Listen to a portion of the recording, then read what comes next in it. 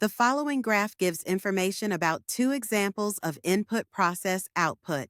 The steps include materials, factory, and product. According to this graph, the first step is input of materials. Secondly, to go to the factory, you can see from this graph that the third step is to become the product, which is the output. The next step is data, and it is the input. Then it is to go to the computer. Finally, it comes to become the information, or output. To sum up, this graph tells about input and output.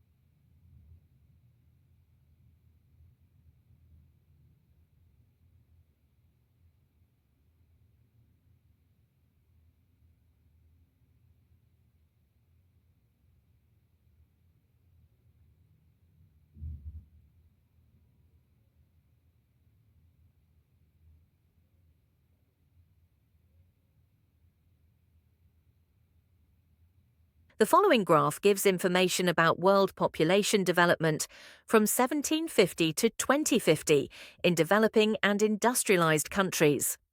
From the graph, we can see that the population in developing countries has remained stable in 1 billion from 1750 to 1900.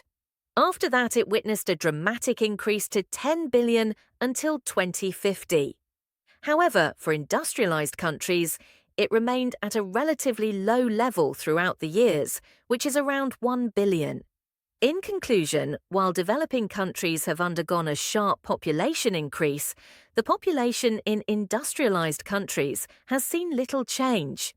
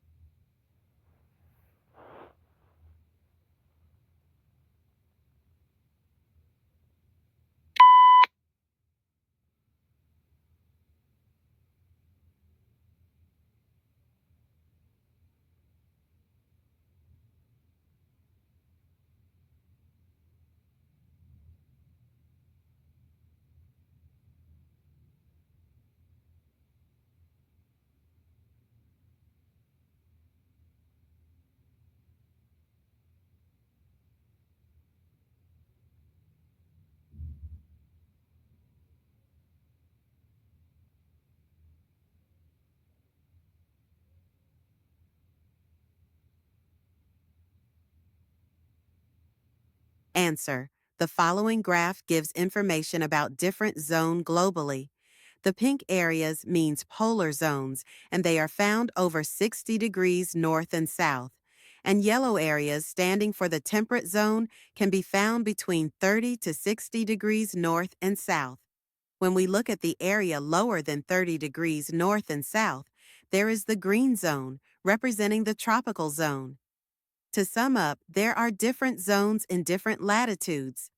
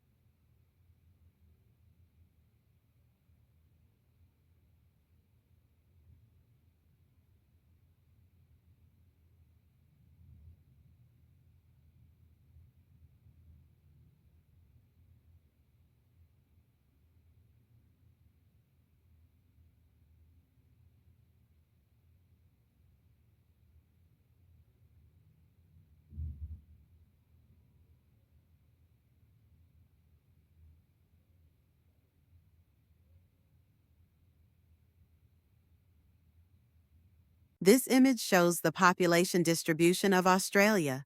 Most people live along the coasts, especially in the southeast and east. Major cities like Sydney, Melbourne, and Brisbane have the highest population. Perth and Adelaide also show some population clusters. The central and northern areas are sparsely populated. Overall, most Australians live near the coast.